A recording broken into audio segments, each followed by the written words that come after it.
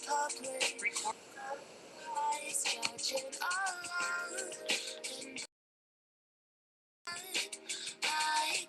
you all hear music?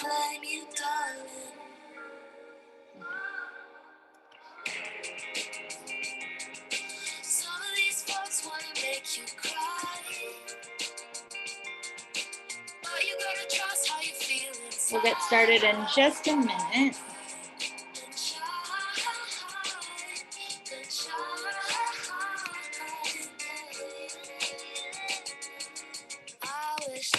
Okay, sweet. Frankie, just in time as you get back to your seat. All right, thank you everyone for coming. If you just came, feel free to put in the chat where you're coming from, if you're associated with an organization. I'm Mackenzie, and I'm the Executive Director of Herbicide-Free Campus, and me and my colleague Eliza had brought these amazing folks together that you're going to hear today, and we're really excited because there's not a lot of events that really talk about the intersections of pesticides and ocean health. And so it's really exciting for us to have this conversation today. And I know a lot of the folks who registered are also from ocean organizations. So that's super great. Yeah, Eliza, if you have anything to say, and then we'll kick it off to Shayna. No, we're really excited to have folks from all across the country. So different examples of this work being done and just really wanting to strengthen these ties between soil health and ocean health. So we have a great round of presentations we're super excited about. And then this will be recorded and you guys can share with whomever you want as well. Awesome. Shayna, if you want to take it from here. Well, welcome everyone. Thank you so much for joining us for the event that we are calling Save Our Soil, Save Our Seas. My name is Shayna and I work for Herbicide-Free Campus. We wanted to host this event to explore the intersections between our work in the toxin space and how what is done on land affects our systems as a whole and more closely the marine space. We, in general, work with college students across the country and empower them in their activism for a toxin-free future for all. Currently, we are working with over 15 students at 6 schools in 6 different states, and we provide trainings on topics ranging from strategic organizing to how to build a campaign and the history of pesticide use. I work closely with our students and coach them as they build a robust campaign, working with their grounds crews to reduce and ultimately eliminate herbicide use on their campuses. If you want to learn more about HFC, please visit our website, which is herbicide-freecampus.org. Mackenzie or Eliza, maybe one of you can drop that in the chat, or you can send us an email at hello@herbicide-freecampus.org. You can also drop that in the chat as well. My work began at HFC when I was a junior at UC Santa Barbara. When I first learned about herbicide and pesticide use and how some schools like UC Berkeley sprayed wide swaths of land with chemicals, I was really concerned about UCSB's practices, especially because UCSB sits right on the ocean. Parts of campus are literally on the beach. So land care practices that they do on campus can have wide-reaching impacts on marine life on the West Coast.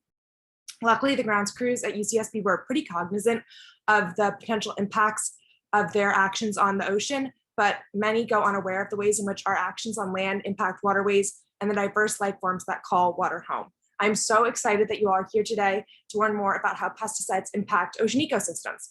Today, we will be hearing from some wonderful organizations, including Heal the Bay from Santa Monica, Maui Nui Marine Resource Council from Maui, and Clean Ocean Access from Rhode Island. Our moderator for the day will be Shin with Surfrider Oahu, and we will have a presentation in which we ask you to keep yourself muted and keep your camera on.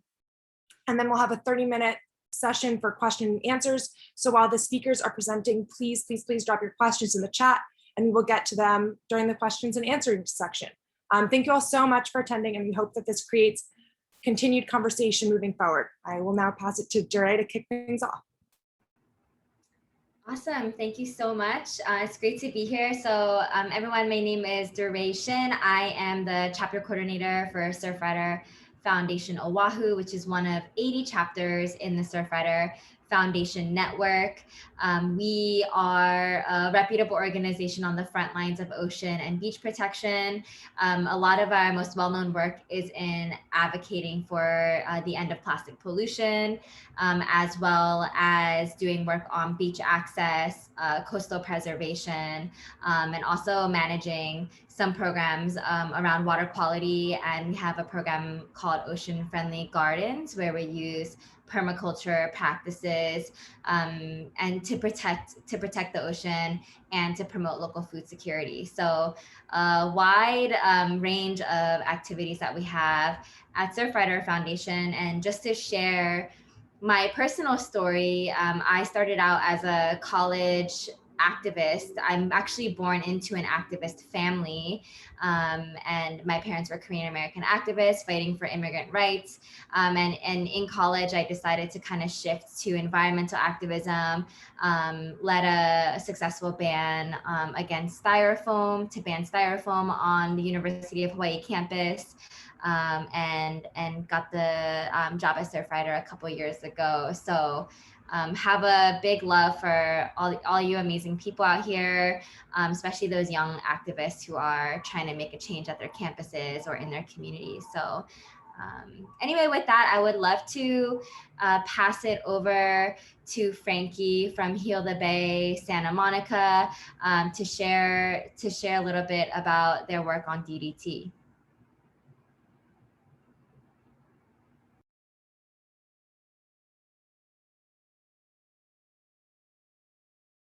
I'm sorry, I was muted.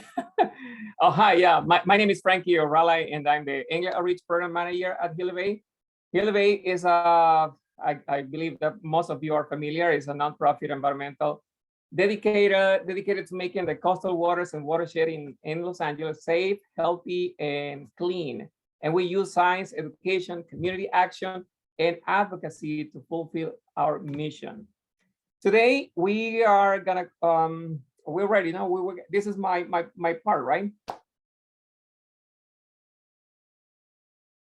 Yes, you're good to go. Okay, all right. I thought it was just an introduction for everybody.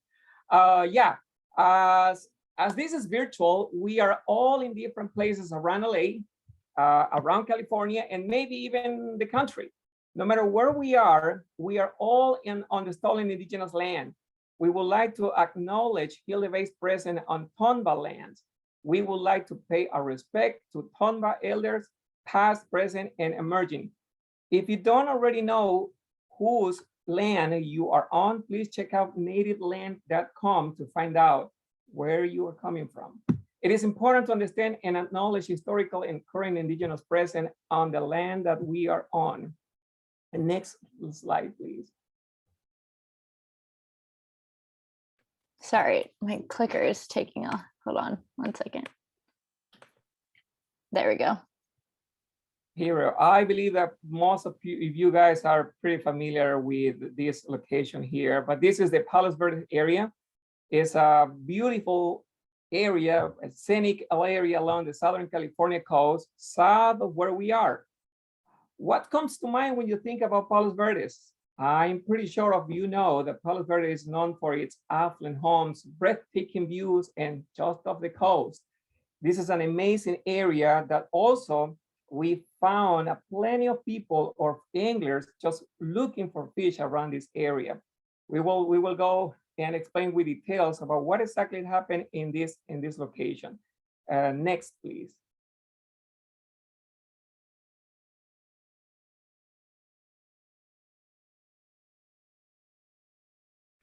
I'm so sorry. I don't know what's wrong with my keyboard. Okay. There you go. So the Palos Verdes shelf is home to the nation's largest ocean contaminated sediment site.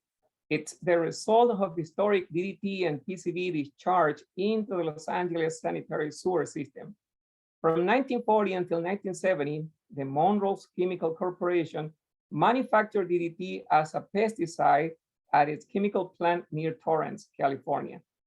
Industrial wastewater containing DDT was released into the sewer system up until the early 1970. Other chemical plants nearby the area also released PCBs into the sewer system. Waste containing these chemicals ultimately flowed out of the outfall pipes located off White Point on the Palos Verdes Shelf. And more than 100 tons of DDT and about 11 tons of PCBs of sediment of these chemicals rest on the ocean bottom and cover around 17 square mile area. Although the chemicals are no longer used, they remain in the ocean sediment and have contaminated fish that live there. People who regularly eat fish caught near the contaminated area face greater health risk because of prolonged exposure to toxic chemicals.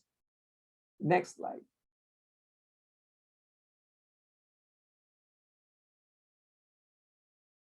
So fish that eat from the ocean bottom get chemicals into their bodies.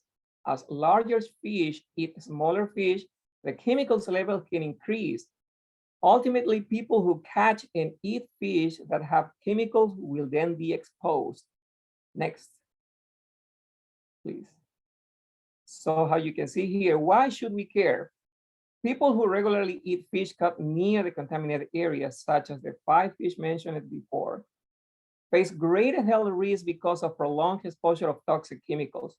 You don't have, or you don't need to be a fisherman just to be exposed yourself to these chemicals, to these contaminated fish. And also, these fish also appear in the local market for consumer purchases. So we have to make sure that all these health effects are, we were putting here in the slide just to make sure that people who are eating contaminated fish can have the risk of having all those health effects that we're mentioning here, like the liver damage, decreased ability to fight diseases, reproductive harm, neurological effect. And for the most sensitive population of women and other folks who can give birth, that also here that are of childbearing age can be in a risk situation when they eat a contaminated fish. And the reason why these populations are more sensitive than others is because chemical may pass on to infants during pregnancy and throughout the breast milk. So the protection of the mother is really for the protection of the child or developing fetus. In this slide here, so we already mentioned the most contaminated fish in the area and what the effects are consuming those fish. Before we talk about the EPA, what EPA is doing to address this issue, let's first go over how we know what we know. And I believe probably you remember that in 2009, the Office of Environmental Health Hazard Assessment updated the previous fish contamination or fish consumption advisory, which previously only advised against the consumption of white croaker, posted in tons of different signs around the Palos Verdes Shelf, and also in a different piers location from Santa Monica all the way down in the south, close to Seal Beach Pier. But now after this study in the 2009, they updated the information and added 4 more fish to the list of fish that people shouldn't eat. Let's go to the next slide.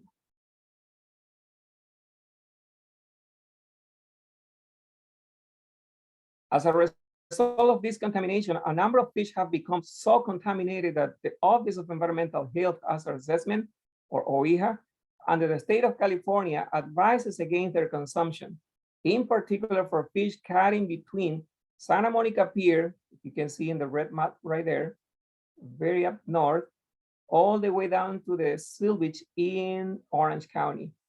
So that area. So this area is considered as a red zone for the 5 fish that they find out that this type of fish, they have a pretty high level of DDT, PCBs, and also mercury. Next slide. So you can see here, DDT, level of DDT pretty high in white croaker, PCBs on the bar sand bass, mercury and black croaker, PCBs in the top smell, and mercury and barracuda. So these are the order of level of these contaminants. So what's EPA doing about it? So EPA is carrying out a number of efforts to protect public health from the local contamination. They will be covering areas with the greatest concentration of DDTs and PCB with a clean layer of sand, which is estimated to take about 2 to 3 years. Capping for now have been suspended due to evaluation and new data that they are generating during the sampling programs. And we will get that information just to get informed to the public what is going to happen with this capping project. But let's see in the next slide. So I want to show you something how they are thinking about this with these capping projects. So with the capping, they will be covering about 340 acres of sediment containing the highest concentration in DDTs and PCBs with a clean layer of sand. This process alone is estimated to take about, again, like 2 or 3 years, but they also will be monitoring how the cap is working by testing the contamination levels and the sediment cores and the surrounding water column. Next slide.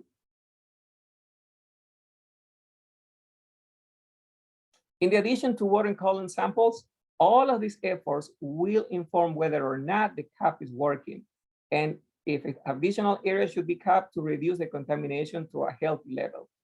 Next, please.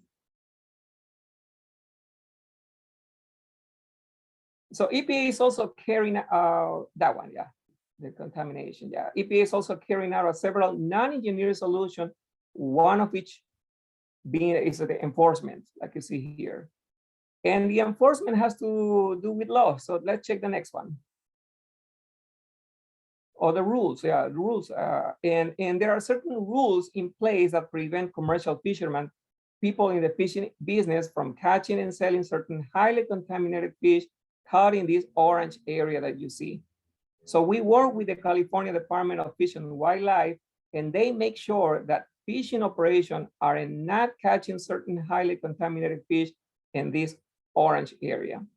EPA is also enforcing the local catch ban for commercial fishing operations, prohibiting the catch of white croaker, the most contaminated fish in the area, when it comes to DDT.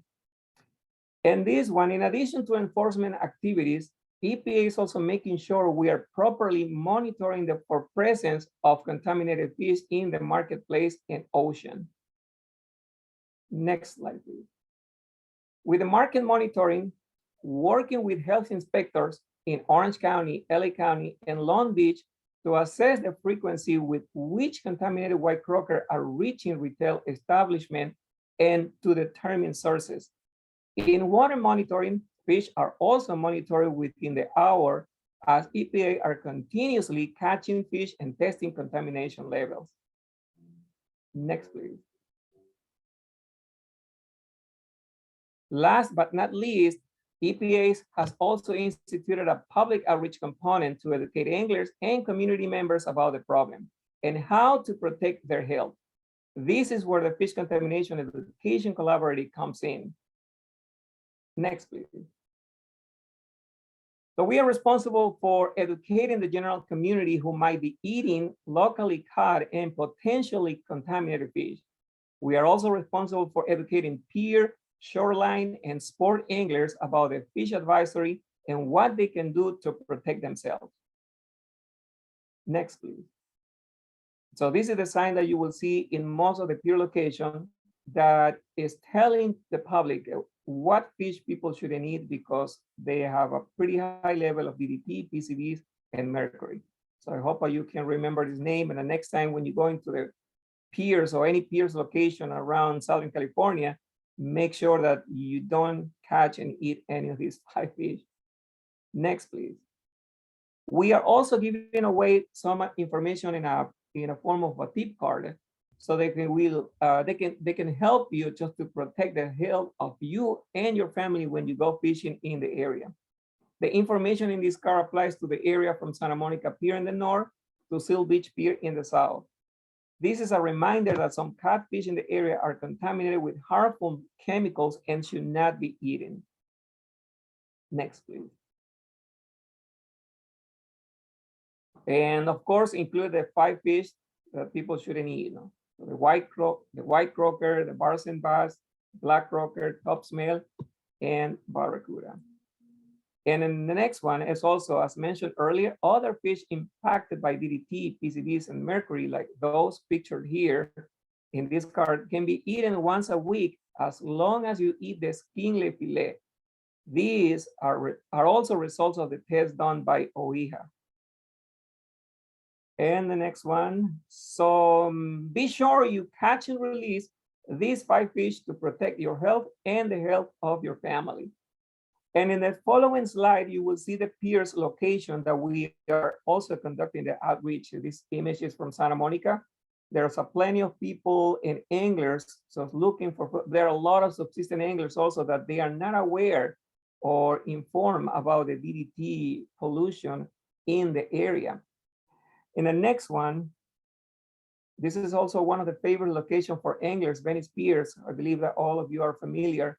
Right now it's closed because they are repairing or under construction in some area that they have some damage, but it will be very soon open again in the next spring. And let's see the next one. That's Hermosa Beach Pier. There's also another favorite location for anglers that they're looking for some particular fish around here, like mackerel and bonita and corvinas. Let's see the next one. This is a Redondo Beach Pier. This is pretty cool also. Another thing that also we learned with this program and with this outreach is like what we know now, that where we can find all those different ethnic communities that are looking for fish, or they are subsistence anglers that they are not aware of, they don't know anything about DDT and PCB contaminated fish in the location. The next one, the next 3 slides belongs to the Long Beach area. Rainbow Harbor and Belmont Pier and Pier J. Yes, this is also another favorite location for anglers when they're looking for even sharks. They catch around here, and they're pretty big in this area. And the last one is the Seal Beach in Orange County. So those are the areas that we're conducting outreach, and we are working since 2003, making sure that the fishing community are aware about this problem with DDT and PCB around the Palos Verdes Shelf. And that's pretty much it. And the last one is all my information. If you have any question in the future, if you want to know anything or want to know more about this DDT problem around the Palos Verdes Shelf, so feel free just to contact me, and you have emails and other links with more details and information about this problem around the Palos Verdes Shelf. So thank you. Awesome. Thank you so much, Frankie, for your great work in tracking such an important issue. And it's unfortunate to hear that things are still happening in that space, but glad that there's great organizations doing that work. I'd like to, I'm hoping you're all thinking of questions. As we mentioned in the beginning, just drop them in the chat and we'll be tracking, and we'll do our best to get to all of the questions in the Q&A section at the end when all the speakers are finished. But I do want to transition over and pass it over to Meredith from the Maui Nui Marine Resource Council to talk about her work over on Maui on coral reefs. And then we have another speaker after that, and we'll go into our Q&A session. All right. Hi, everyone. My name is Meredith Beeson, and I'm with Maui Nui Marine Resource Council, like DeRay just mentioned. A little background on myself. I grew up in Houston, Texas. All my childhood was there. And then I went to school at Cal Poly San Luis Obispo in Central California. And that's where I studied marine biology, and I also minored in environmental studies. So I really had a passion for the ocean and the organisms in it, but also really cared about the environmental aspect of that, because so much that happens on land impacts what happens in the ocean. And so after graduating college, I ended up moving to Maui, where I found Maui Nui Marine Resource Council, and I've been working with them for about 1.5 years. So today I'm going to be talking a little bit about our pesticide education program that we have in our and Maui Nui Marine Resource Council is a nonprofit environmental organization here on Maui. You can do the next slide. So here's a little overview of all of the projects that we have going on right now on the island. And like I mentioned, I'm going to be talking about our pesticide education program today, but we also have some water quality monitoring, a lot of public outreach projects. And then we also have an oyster bioremediation project going on in one of the harbors where the oysters are cleaning up the toxins and sediment out of the water. You can go to the next slide. So a little overview of our pesticide education program. The main goal of it is to educate Maui property owners, whether that's homeowners, resorts, condos, or golf courses, and let them know the harmful impacts of synthetic pesticides, herbicides, and fertilizers. So a lot of people don't even know what kind of impacts that they're having when they spray these chemicals or use these fertilizers, because they just grew up doing it and that's just what they know. So we want to teach them the benefits of going organic. And then of course, our main goal is to protect our coral reefs, keep them healthy, to keep our ocean water clean, and to make sure that abundant native fish are out there around Maui County. So the first step of this program was to research and find, why do we care about pesticides and what are the impacts on them? So a little bit of a general information about what we found was that nutrient and chemical pollution is actually one of the main reasons that scientists predict for coral reef declines.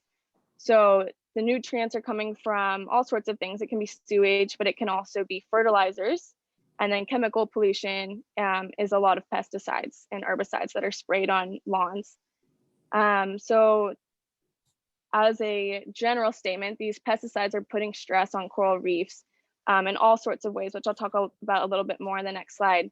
But putting this stress on the coral reefs makes them less resilient to global phenomena, such as rising ocean temperatures and ocean acidification, which are phenomena that you can't necessarily fix locally. Of course, things that you do can have an impact, but if people in other areas of the world are still driving cars and such, then it's going to have an impact on you locally. But the pesticide use is something that is happening locally and can be changed in a local situation. So that's kind of what we're trying to tackle here.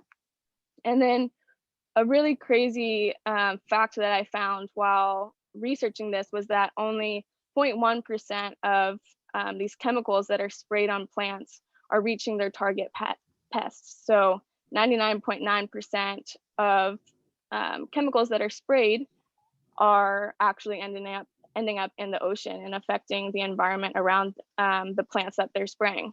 So it's kind of crazy that only 0.1% of everything that's sprayed is actually reaching that pest that you're trying to get rid of. So here's a little bit more specifics on chemical impacts that are happening to the ocean. So I have it in 3 different categories: pesticides, herbicides, and then synthetic fertilizers. And generally, pesticides are obviously used for getting rid of pests. And when people spray these pesticides, the impacts that happen are coral bleaching, which I'll talk about a little bit in a few slides, which is basically, coral death. If the coral when they are bleached, they look white in color, if you've seen any of those documentaries. And that means that they're on their way out or that they are completely dead. And then also we have birth and developmental effects in fish and invertebrates. Feminization of organisms. This happens a lot in fish, and that's because a lot of pesticides are endocrine disrupting compounds. So they affect the hormones in the body or in the organism. And then also pesticides reduce the amount of coral that can settle. So they are little larvae whenever they're first born, and they need to settle on rocks or on other coral. And then also to metamorphosize, so to grow. So pesticides can prevent that. And then herbicides as a whole are obviously used to control weeds and plant growth that you don't want in your lawns or resort properties. And so these herbicides, if they're killing plants on land, they're killing plants in the ocean. So they impact the symbiotic algae that lives inside of the corals. So that algae lives inside of these little coral polyps, and it helps them get energy harvested from the sun like plants. And then these coral use this energy to grow and just to survive in general. So whenever these herbicides reach the ocean, they're killing that symbiotic algae as well. And this decreases coral growth and reproduction. So, you know, if the coral's being hit by pesticides and herbicides, it's not able to recover and grow. And then herbicides also decrease the phytoplankton biomass, which is the base of the food chain. So synthetic fertilizers are often made up of N, P, and K, so nitrogen, phosphorus, and potassium, which are things that plants often need to survive and to grow.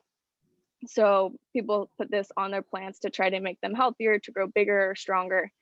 But when these synthetic fertilizers wash into the ocean, because most of them are water soluble, so if they're, you know, if you sprinkle fertilizer on your lawn and then a big rain event happens, all of that fertilizer is eventually going to reach the ocean and be washed away.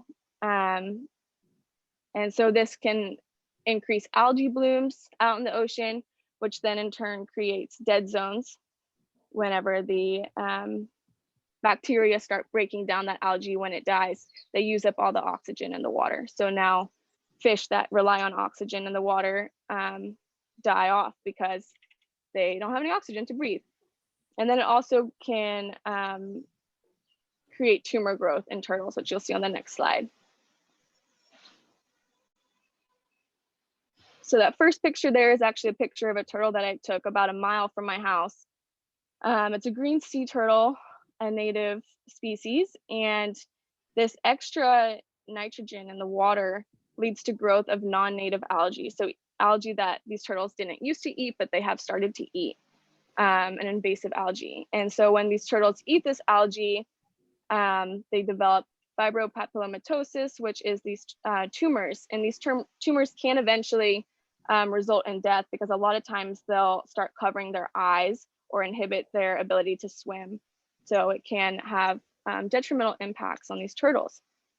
And then I have a picture of coral bleaching down there in the bottom right. And so you can see the transition of a healthy coral reef in December 2014. The next year, or in a few months later, it's completely, you know, dead or on its way out. It's bleached. And then once coral is completely dead, algae tends to start growing on it and cover it completely, which makes it look not very good for snorkeling. Next slide, please. So here's a little bit of some water quality data from our partner organization called Hui Oka Viola. And these graphs show total nitrogen in the water. So our volunteers go out and sample every third week in South Maui and West Maui. And here's a little bit of data of just the average amount of nitrogen that's found at a bunch of different locations in both South and West Maui. So you can see that red bar that stretches across both of the charts is the state standard for total nitrogen in the ocean. And you can see how many locations are over that state standard. So that's, you know, synonymous with an unhealthy level of nitrogen in the water. And this can come from all sorts of things, like I mentioned, whether it's sewage issues that are seeping out into the ocean, injection wells, as well as fertilizers cause this nitrogen to be increased, since that's one of the main components of synthetic fertilizer. So other than impacting fish in the ocean and the coral reefs, pesticides also have impacts on humans, of course. Like was mentioned earlier in Frankie's presentation, these pesticides, like he also mentioned, accumulate in the fatty tissues of fish that we eat. So there's a lot of health effects that are linked to pesticides and consuming them in our diet. So cancer, Parkinson's disease, developmental issues in children, endocrine disruption, like I mentioned before. So that's anything that your hormones regulate in your body can be impacted, especially reproductive and developmental issues, neurotoxicity, and kidney and liver damage, which was mentioned before. And then another big impact for us humans is that our coral reefs are valued at $10 billion. So whenever the corals start dying off, it impacts our economy. obviously we have tourism that relies on coral reefs because all tourists like to go snorkel and dive and, enjoy the beauty of the ocean. But also it's a main food source for both tourism or tourists and locals alike. Hawaiian culture, obviously, Hawaiians depended on the ocean for food. And then also something that maybe isn't the first thing that comes to mind, but coral reefs act as a coastal buffer to wave action and erosion. So because we've had a lot of coral reefs dying off, we have a lot of issues with erosion. So all of these old complexes and resorts that were built on the coast, like right on the beach, are having issues because now that those beaches are being washed away. And so they're going to have issues with flooding. They might have to, completely like move back their entire complexes in order to keep them running. So after all of this research was done, our second step is to pitch this to properties, which we are hoping to start in the near future. And it is a process. A lot of properties aren't necessarily open to it initially because they are going to have to change their ways, and their landscapers are going to have to learn new techniques and learn how to, maintain an organic lawn. So we pitched to them that the benefits of going organic include becoming an ecotourism property, which is becoming a big thing around the world. A lot of people do care about their impacts even on vacation and look for this ecotourism whenever they're going to travel to a new place. We also say that we'll tell them that they will get they'll get this certification logo to use on their website as well as in the windows of their properties. You can go back a slide if you don't mind. Thank you. And then also their hotel's logo or property will be mentioned on our website, so people will be able to find those ecotourism properties easier from our Maui Reefs website. And then also we'll mention them on social media, of course. So initially, people tend to think that going organic actually costs more. And this graph shows an example of a property that did go organic. And initially it does cost more because you're having to buy new supplies, new equipment to manage your property. But then over time, it actually ends up saving you a bunch of money because your soil starts taking care of itself. So healthy soil doesn't require as much maintenance after a few years. And then you might not need as much labor as well. So here's just our logos for once people complete the process and get certified. We have two different levels. So we have a silver certification and a gold certification. And the silver certification is going to be awarded to properties that eliminate major chemicals that we know have impacts on the ocean. So some of the really big ones like Roundup or pyrethrin. And then the gold certification is going to be awarded to properties that go, basically completely organic or organic as identified by NOFA, which is the Northeast Organic Farming Association, which has really good guidelines on things that, you can use or you can't use in an organic property. So how these properties are going to become certified, they're going to reach out to us on our website. Then they will schedule a free consultation with our commercial landscaping expert.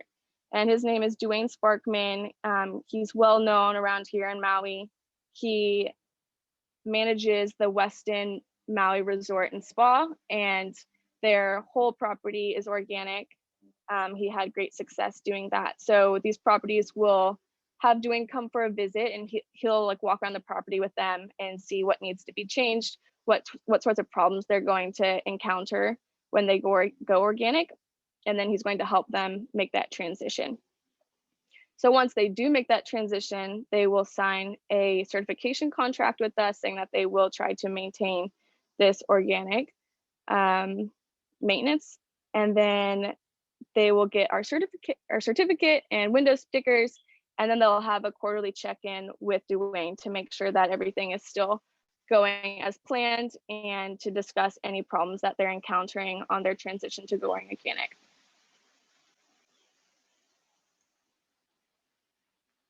So this is just a few pictures of the Westin Maui Resort and Spa that Dwayne manages. Obviously, they didn't have to, you know, make it ugly or, you know, do anything that you wouldn't want. Obviously, it's a very beautiful property, and he's able to still have a lot of native plants and make the, you know, resort still look green and beautiful for tourists to enjoy. So that's all I had. You can learn more at our website, mauireefs.org, and there's the link for specifically what we're doing with pesticides. But please submit your questions into the chat, and I'm happy to answer anything at the end. Thank you. Thanks, Meredith. I love it. Okay, awesome. So our final speaker before we go into discussion and Q&A is with Eva from Clean Ocean Access. So Eva, please introduce yourself to everybody and tell us about your work. Hi. Hi, everyone. My name is Eva Tui, and I'm the program manager at Clean Ocean Access. We are an environmental nonprofit located in Rhode Island on the East Coast of the United States. I started working with the organization in 2015 as an intern. After graduating from college, I studied biology and music as an undergrad.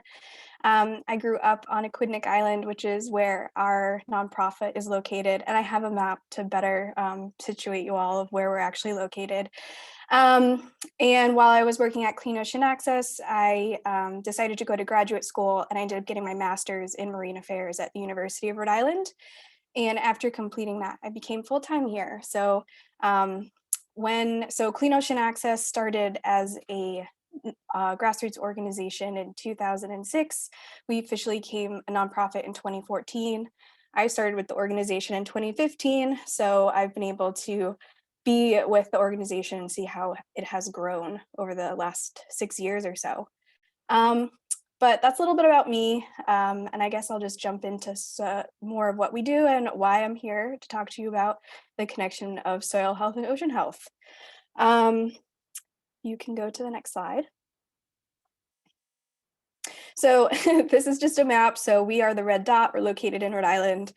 For all of those, I'm sure many are familiar, but we're the smallest state in the United States. And then if you go into the next slide, specifically in Rhode Island, we are located on this island right here. It's made up of 3 communities, but just for more spatial awareness, you can see Massachusetts and the Cape. We're located near New Shoreham, which is Block Island, Martha's Vineyard, Nantucket, and also Long Island. So lots of coastal areas, lots of different watersheds that are being that are represented here and also are feeding into each other.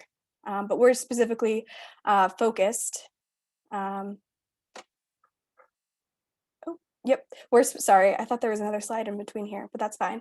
We're specifically focused on ocean, improving ocean health right around Aquidneck Island, which is made up of Newport, Rhode Island, also known as the sailing capital of the world, Middletown, and Portsmouth. As an organization, we started by our 3 founding programs, which are Clean Ocean Access. So they also make up our name. Our Clean program focuses on eliminating marine debris. So we perform beach cleanups. We host beach cleanups. We let other community members also host their own beach cleanups. Our ocean program focuses on improving water quality. So we do weekly water sampling year round for bacteria.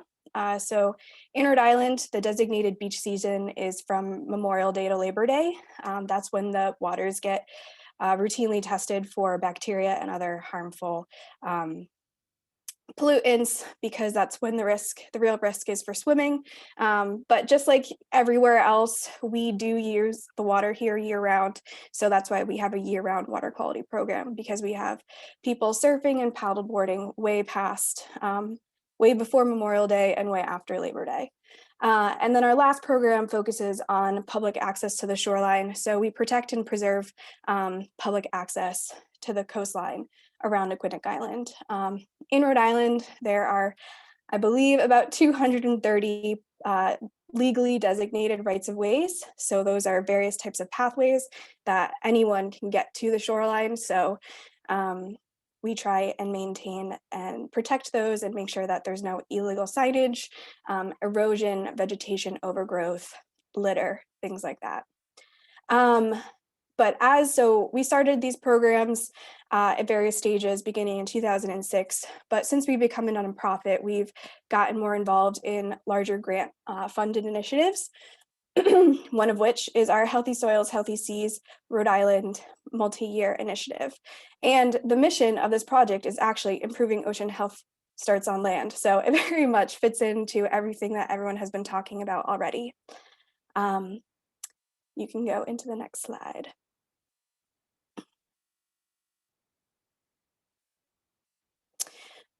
So I broke down my talk tonight just into various different sections. So the why, what, how, and where we're going. So first I wanted to start by asking the question, why are we doing this? Why are we focusing on improving ocean health starts on land through our Healthy Soils, Healthy Seas initiative? You can go to the next slide. So a lot of it comes back to our habits and how waste is controlled within our state. So in Rhode Island, we have just over 1 million people that live here, and we have one sanitary landfill where every single person's trash goes to at the end of the day. And 1 million tons of trash is disposed of each year at the Johnson landfill, and it's supposed to be closed by 2040. So since this graphic was created, it's actually been prolonged because we've been able to divert some of the waste that has been going there. And 50% of households' waste is usually compostable products, which are things that can easily be diverted. And about 100,000 tons of the waste that goes to the landfill every year is food scraps.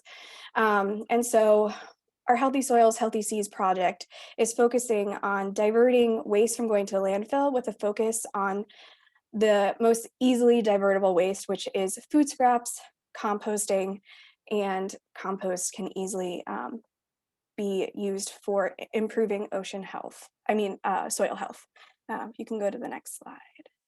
So how does composting benefit our environment? So composting reduces our carbon footprint. So a lot of when food scraps go to a landfill, they produce methane and CO2, which are the two largest greenhouse gases. Most landfills have ways to successfully trap the methane gases, so they're not actually being released into the atmosphere, but it is an unnecessary production of methane if food scraps do go there. But when we compost food scraps and we process those on a farm and turn them into soil and use that soil in our gardens, on our lawns, for farming on a large scale, we're increasing the productivity of plant growth and photosynthesis.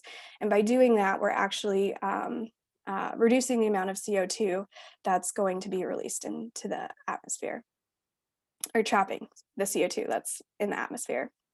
And likewise, you're probably wondering, okay, how does this relate to ocean health, composting, and ocean health? But composting has compost, and the act of composting has a lot of benefits. So when we use compost as a soil amendment in our land areas, it limits erosion.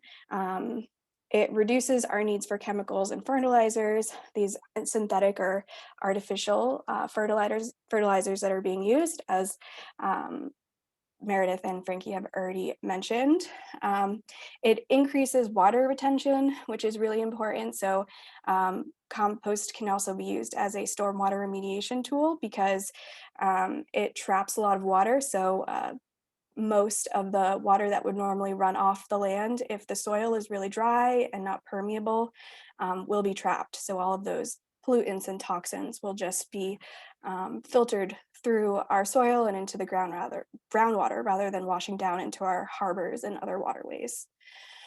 And then the other tie that I would like to say is that for our Healthy Soils, Healthy Seas project, we're really trying to connect the act of composting with marine debris. I think we are probably one of the first groups to make the connection between composting and the prevention or reduction of marine debris. But the way that we make this connection is by composting and the act of sorting your trash, your waste into compost, recycling, and landfill waste. We're learning about the material makeup of some of the materials that we're using on a day-to-day basis. And if we can compost our food scraps and we can recycle most of our materials, it begs the question of why are we using or creating anything that is single use and going into the landfill at all. And because we live on an island and one of our major programs is also performing beach cleanups, the most collected item that we find is single-use plastic materials, whether that's plastic bottles, cigarettes, butts, food wrappers, balloons, bags, any of those items that are purely landfill waste. So composting can definitely impact soil health for the better and reduce the amount of pollutants and fertilizers that are going into our waterways, but also it allows us to reflect on our daily habits and really question the products that we're using and how we can really turn to more environmentally friendly materials and alternatives. So with that, I will go into what are we doing. You can go to the next slide. So what is Healthy Soils, Healthy Seas, Rhode Island? So it is a grant-funded project by with funding from 11th Hour Racing. 11th Hour Racing is part of 11th Hour Project, which is part of the Schmidt Family Foundation out of San Francisco. And our main goal is to educate, inspire, and empower the community to foster environmentally friendly behaviors through the act of composting. So we're choosing composting as the behavior change to make a shift in other environmental behaviors. And there's 6 ways that we're approaching this. So the first is through commercial collections. So we're working with businesses and restaurants and getting them to start composting. We are getting residents to start composting at home, whether that's through a backyard bin and 2 other ways. I'm going to go into them in a few minutes. We are doing zero waste sustainability at community events. We are working with schools to establish lunchroom composting. We are trying to expand composting processing facilities at farms across the state and southern New England area, and also promoting the reuse and the resale of the finished compost to create a circular economy. So, accomplishments to date. So this project started in December of 2018, officially got off the ground in 2019, and we're just about to finish officially the second year of the grant this end of July. We've activated 800 households to start composting at home at a method that of their choosing. We've activated 47 restaurants within 5 different communities to start composting. We've hosted 7 zero waste events within the community, and we've diverted, as of the end of May, 1,188 tons of food scraps from going into our central landfill in Rhode Island. Go to the next slide. I love graphs, so I thought I would include this. So this is a breakdown of our monthly tonnage and diversion from the project, but I just wanted to highlight some ups and downs that we've had since we started. So in Rhode Island, composting is not required. It's definitely, if a resident or a business is interested, they have to start doing it themselves.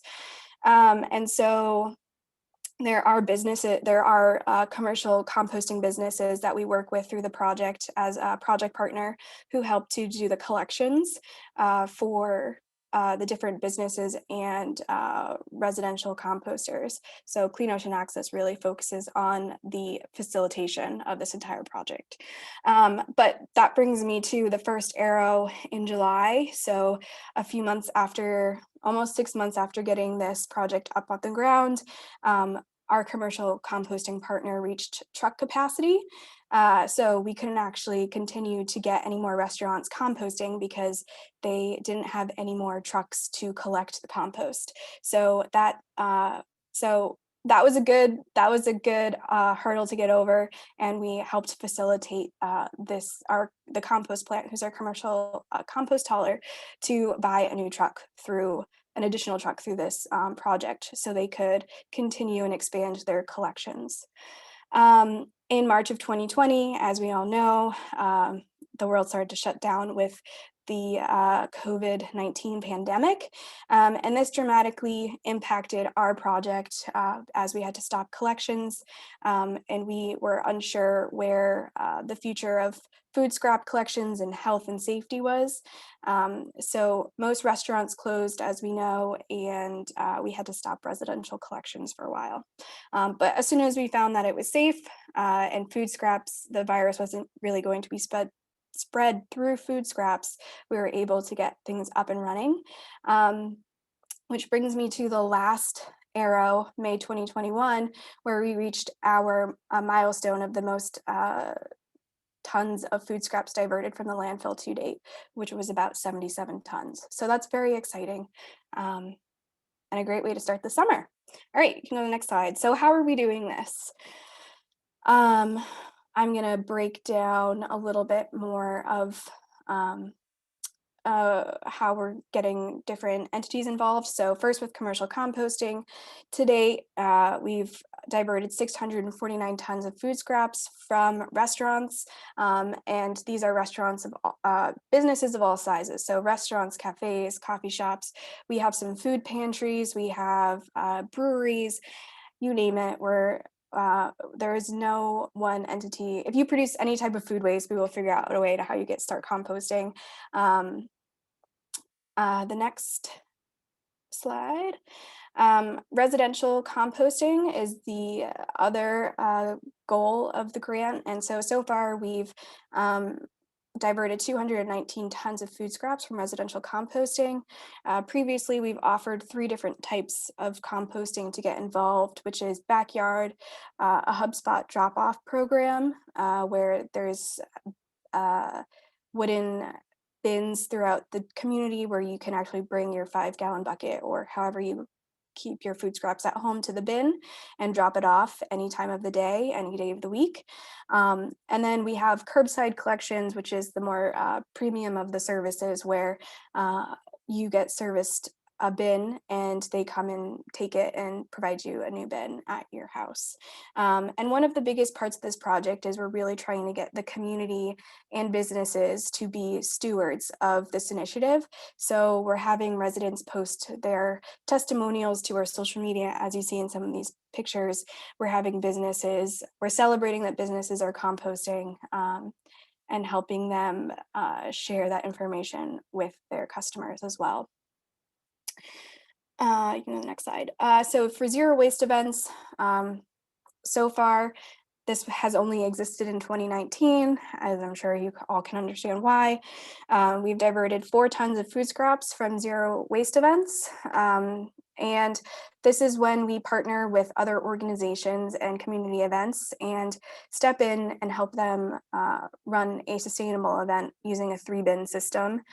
And at most of the events, this is the only area where people can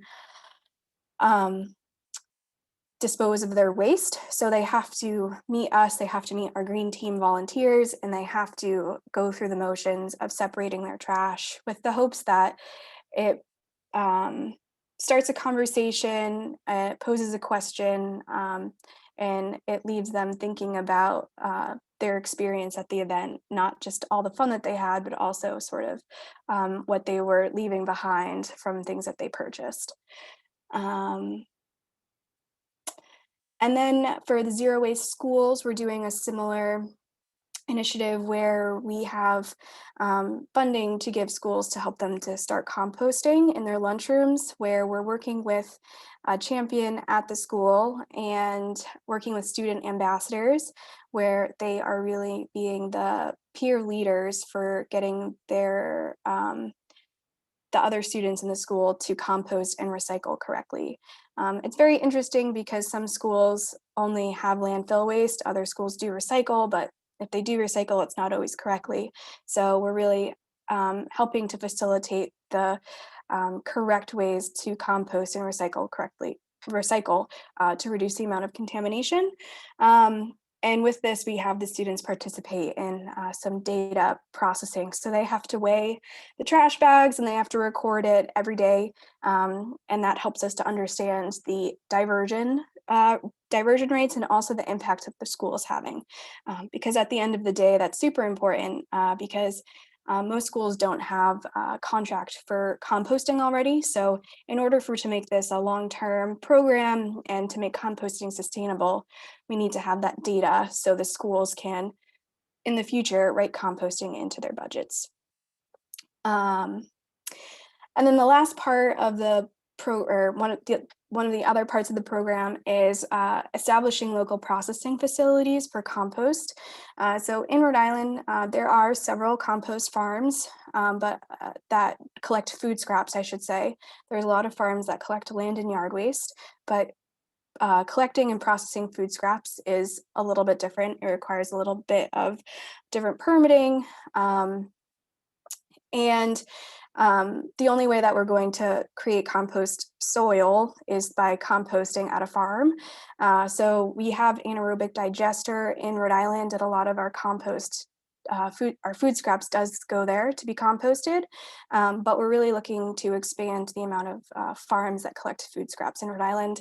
And we were successful at working with a local farm on Aquidneck Island called Rhode Island Nurseries, where they currently they were a great example because they are a farm that already collects land and yard waste for several of the communities on the island. So they had a great carbon source. And so it was easy for them to start collecting food scraps because they already had a major source of the mixture there. And since this started in January of 2020, we were able to process 265 tons of food scraps. And actually this past spring, we were able to use the soil that was created from Rhode Island Nurseries and give it away to the community through a soil event. So it was really creating the whole circle where we were collecting food scraps from residents and businesses. It was getting processed on the same islands that it was getting collected, and then it was given back to our community members where they could then use it in their own gardens or on their lawns. So that was a perfect example of where this project is going and the goal. So where are we going? So as I mentioned at the beginning, this is a multi-year initiative.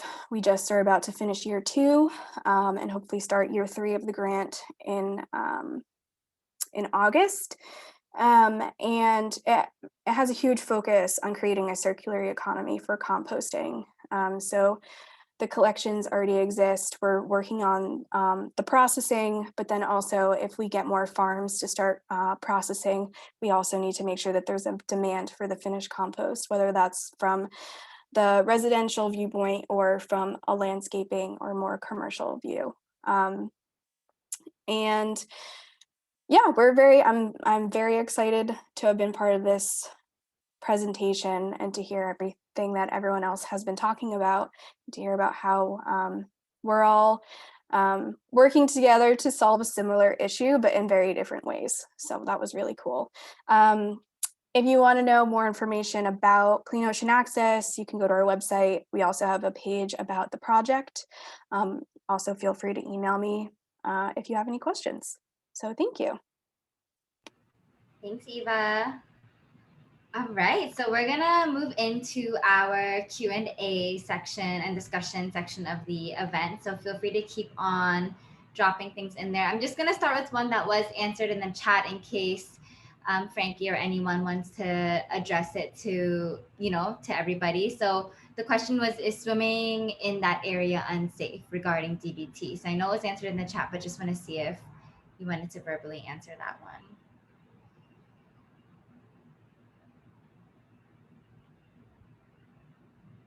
Frankie, you're muted. I'm sorry, can you hear me? Yes. Yeah, it's not unsafe just to go and swim in the water around the Palos Verdes Shale. The problem is just basically in the sediment and all those organisms who lives there. But when you swim, the amount of DDT or PCB could be minimal and not affecting probably swimmers or beachgoers.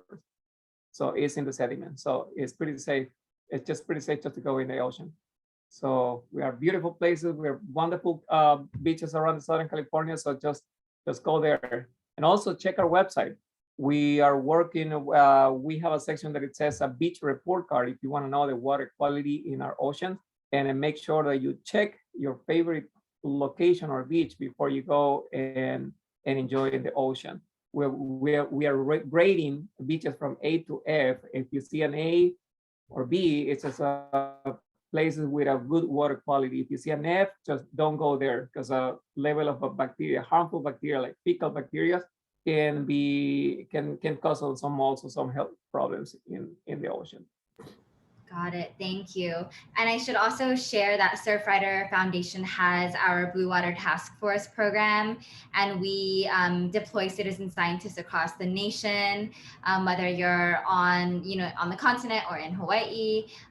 There's a ton of sites that are being tested on a regular basis with public data available. So I'll stick the link to that in the chat as well, just in terms of water quality issues. And so the next question we had, and this is for Meredith, is how resorts respond to these benefits, and if they're generally resistant, excited, or open to shifting their practices. Yeah, that's a good question.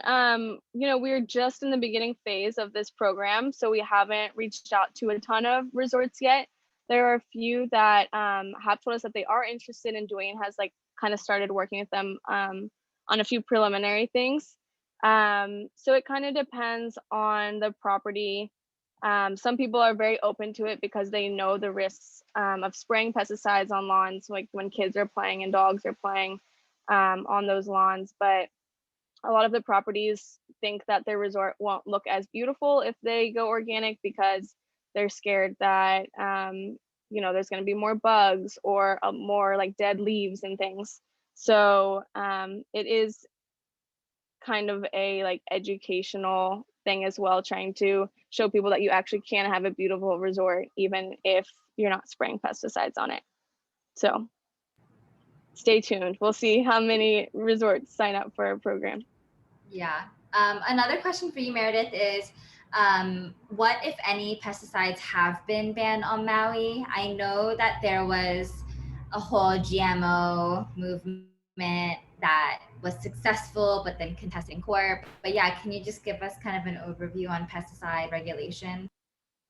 Yeah, so there's been a lot of backlash against pesticide use on the islands. A lot of people are very environmentally aware.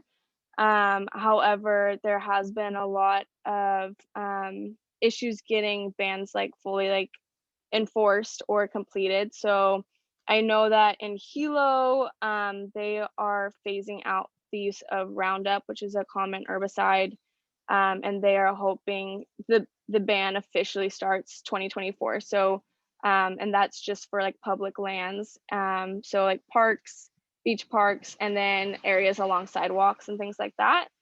I know that we are hoping Maui can do the same with Roundup because that's one of the pesticides that is used the most. And then also chlorpyrifos is an organic phosphate insecticide, and it's banned on Maui starting in 2022, which is awesome because I think it's one of the first places to ban that chemical. But other than that, it's been a long process, and we're hoping that more will get banned eventually. Yeah, that's great. I think citizen pressure and grassroots movements to ban toxic chemicals is so important, especially when you're looking at one of the biggest industries in the world fighting you on it. Okay, so another question that I'll pass to Eva first and then kind of let everyone answer is, what do you feel is the most pressing issue in the ocean health space? And that can be professionally or personally. That's a hard question. What is the most pressing issue in the ocean health space? Something you feel, yeah, I mean, something I guess Okay. you feel, whether it's not being addressed enough or something that you just think would be great if more people focused on it.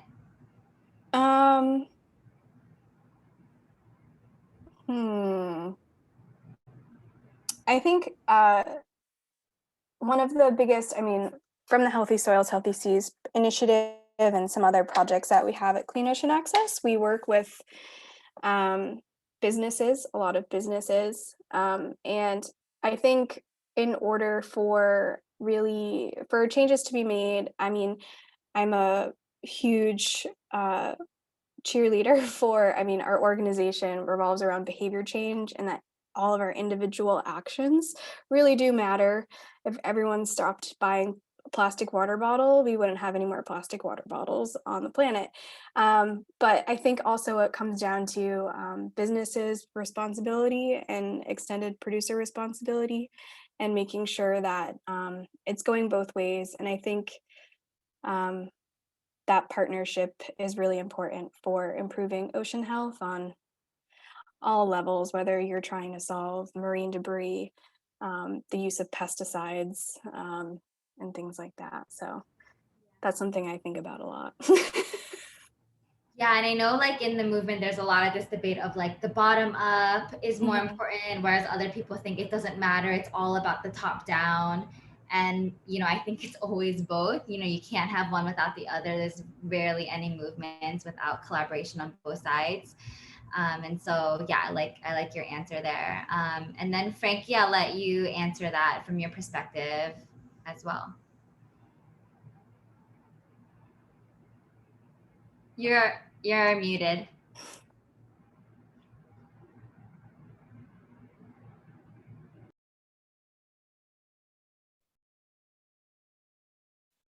Just I think I have some issues here. Can you hear me? Yep. Yeah. I'm sorry. What's the question again? What do you think is you know, either the most pressing ocean health issue or something that's pressing that you would like more people to focus on? Wow. That you know what? There's a lot of concern about the stormwater and the urban runoff water, but I feel pretty concerned that people not aware also that that the storm drain system was made just to collect water from the rain, and we're still having a pretty hard time just to educate people about the problem that we have on the storm drain system. That we don't understand yet that most of the trash and pollution that we have from our city, no matter where we live close to the ocean and we live pretty high in the watershed, we are bringing, or we are having all those issues with pollution that we, when we go in and enjoy into the beach, we don't know that we are swimming in the middle of a trash when we have a storm or when we have the first rain around here or anywhere in the world. And that system just carry a tons of problems with pollution, bacteria, contamination of everything. And that stuff end up in the ocean.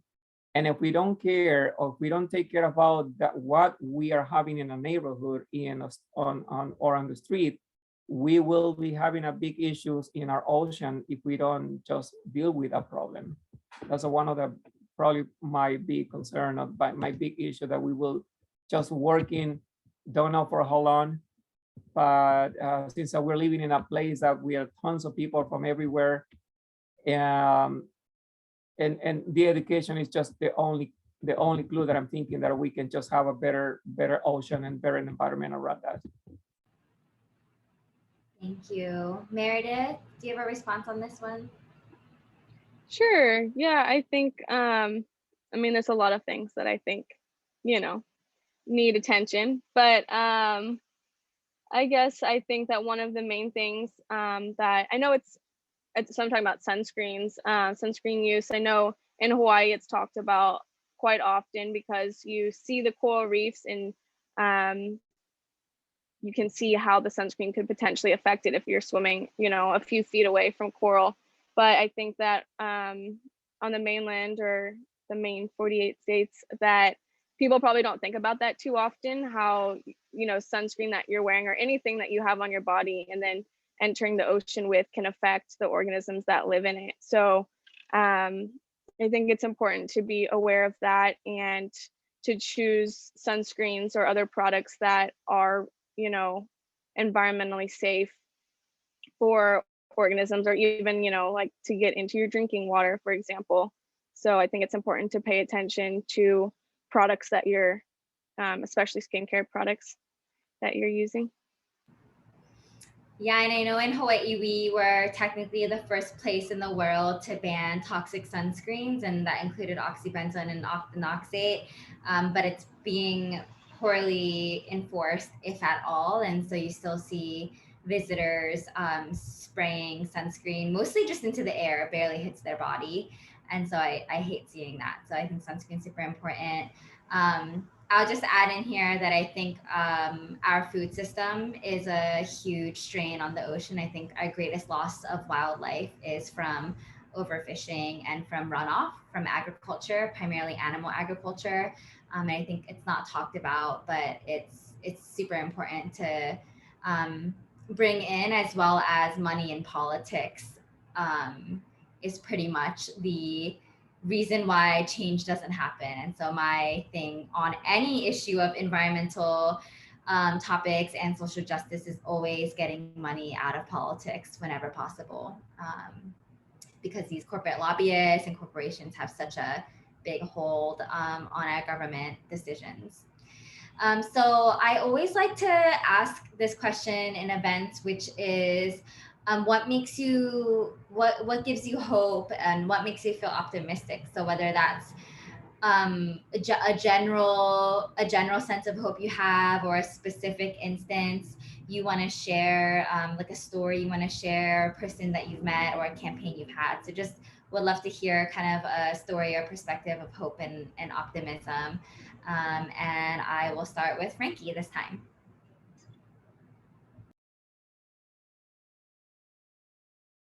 Yeah, just joining forces and being a partner with other organizations, and raising our voice to our local elected official.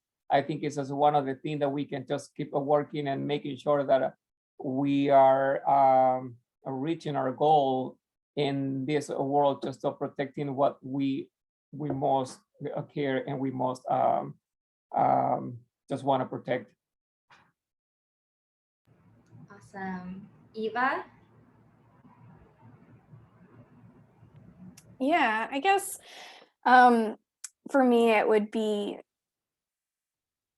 getting to meet new people and have conversations with people in the community, and learn about where they're coming from, like how they interact with the environment, and maybe teach them something new that they haven't learned already. I think having conversations is very important.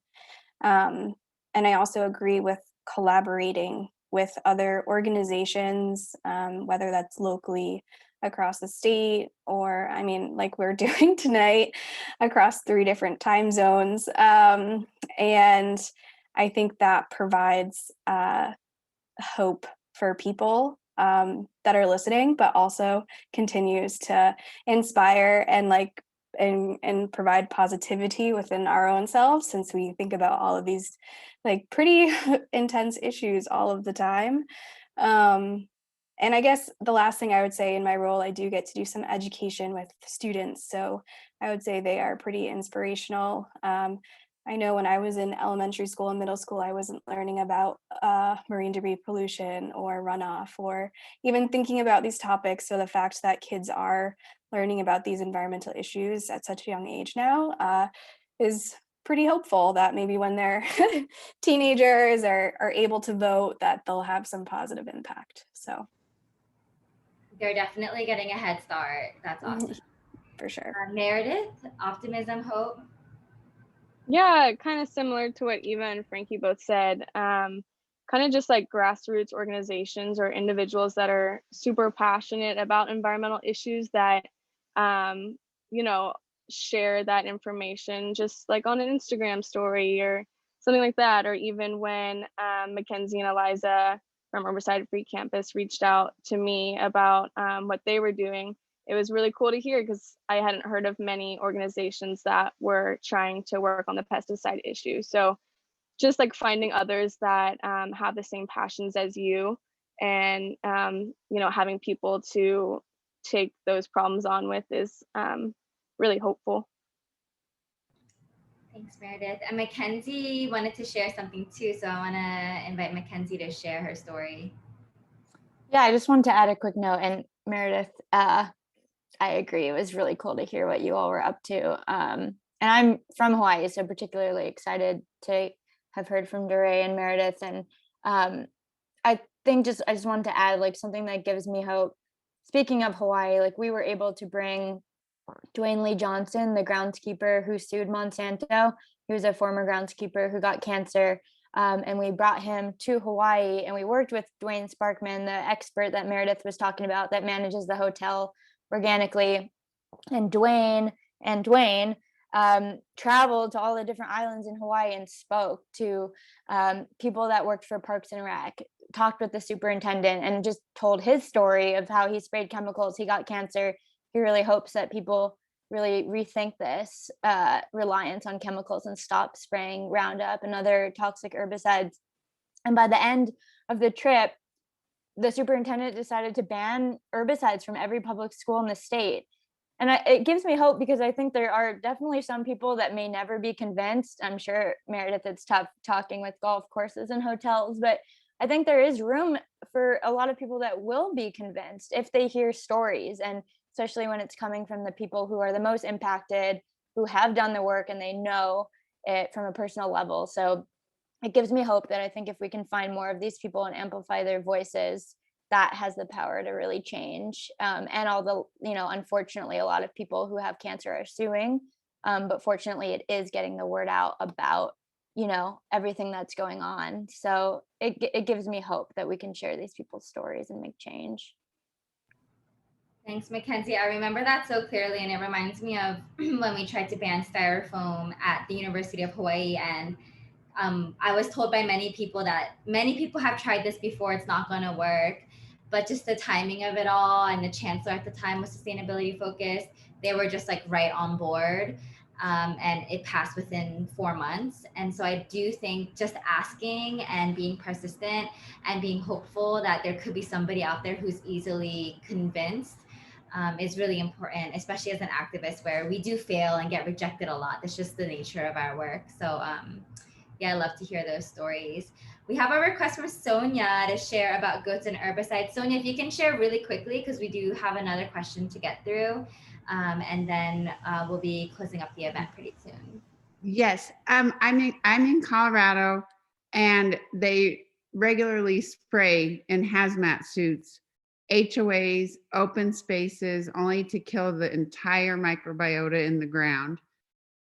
So when I saw this, when I moved to this wild area I live in, not a golf course, and even though it's terrible on a golf course, I decided that I was going to really fight hard for another method of weed control. And I have since learned that the goats do about 15 things at once. They tamp the soil, their urine and their feces fertilize it. It's super fun. They also, by tamping, push organic matter into the soil, increasing water retention. And so I'm fighting a losing battle here, but I'm going to keep going because it's utterly disgusting. Just because we're not by the water, people need to understand that it all gets into the groundwater. It doesn't just go away. So anyway, I don't know if anybody's ever heard of that, but it's been a very fascinating venture, and I've learned so much, and I don't see a downside, to it. Mechanical or chemical doesn't do what the goats do. So just keep that in the back of your hat. Thanks, Sonia. Yeah, I've heard about that. I want to say Maui or somewhere started doing that as an alternative. I heard that through the grapevine, but I love those solutions. Yes. The last little question I wanted to ask our speakers before we close up is like personal. I always like to ask, what are you doing? This work is very tiring sometimes. What do you do to recharge and reconnect with, why you do the work, whether that's just something personal, in nature or otherwise. So I will start with Meredith. Yeah, that's a good question. For me personally, I just like to get into the ocean and kind of remind myself what it is I am working to protect, and remind myself why I care so much about it. And that's just because, like, swimming around an ocean, looking at the fish and coral, like, brings me so much joy, and I just, love looking at it. So of course, I want to protect it and make sure that my grandkids are able to see the same things that bring me joy. So yeah, just getting out there and enjoying it. Thanks, Meredith. Frankie? Yeah, it's another thing just related to my work, right? I was working in this program for many years, and I feel very, very happy that I'm doing something for my community, for the people who are in the risk of consuming contaminated fish around here.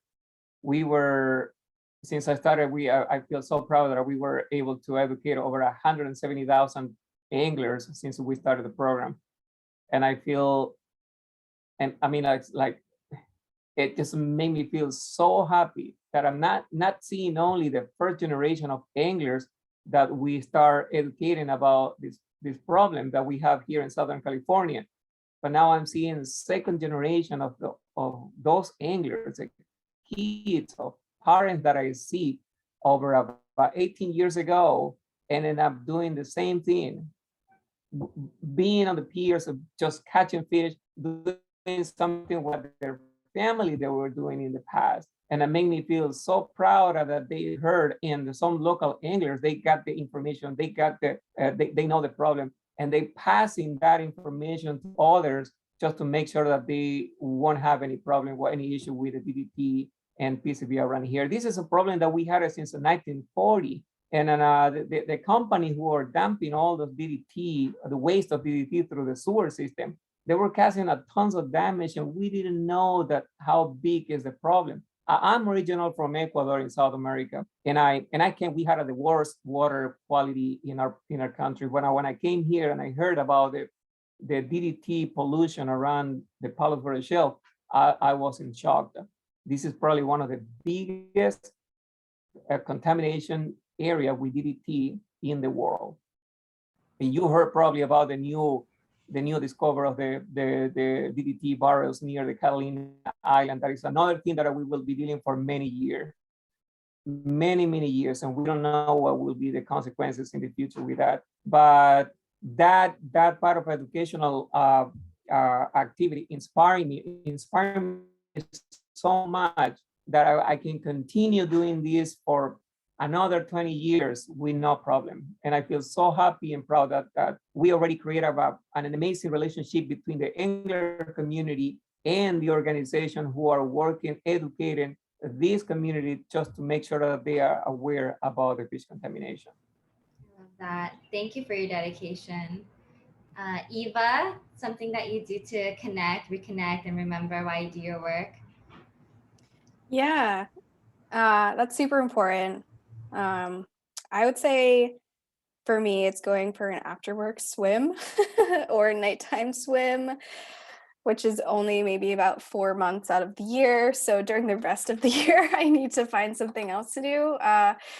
But I'm very much a people person. And so the past year and a half, it's been hard working on these things where you don't really get to feel the energy of others. So one thing that really keeps me going now that we're able to interact and host events again is really hearing from the community and being able to talk to people and hearing their perspectives, because I feel like, as you all probably have mutual feelings, this work can be very much a grind. I mean, we probably all work more than 40 hours a week. And so hearing the impact that you're having on the community sort of like puts it into perspective sometimes. So for me, it's getting to go into the ocean and also getting to interact with the community. So thank you all for sharing that. I will pass it off to Mackenzie and Eliza to share any closing thoughts before we end the event. That was amazing. Yeah, thank you so much, everyone. We'll put we'll email out the recording to everyone. Organizers from these different groups, feel free to drop your website in right now, drop a donate link, any ways that people can support you, put it in the chat. I think I speak for every nonprofit here. Like, we really need everybody to support us in order to keep running. So if you ever feel called to donate yourself or know anyone that would or wants to show up, volunteer in any way, visit our websites below. We can put the links in. And thank you so much, everyone, for coming. Hopefully that we can all stay in touch and keep collaborating. This work made me feel, we started with the problem and it was depressing, and then finished with the solutions, and it felt so hopeful by the end. Eliza, do you have anything to add? No, thank you all for coming, and we hope you continue to create collaborations, even if it's cross country. I think it's really cool to share this work. We're definitely going to be reaching out to like learn ideas from others, and hopefully you guys feel like on this call that you can do the same. So thank you all for joining. Have a great night and holiday weekend.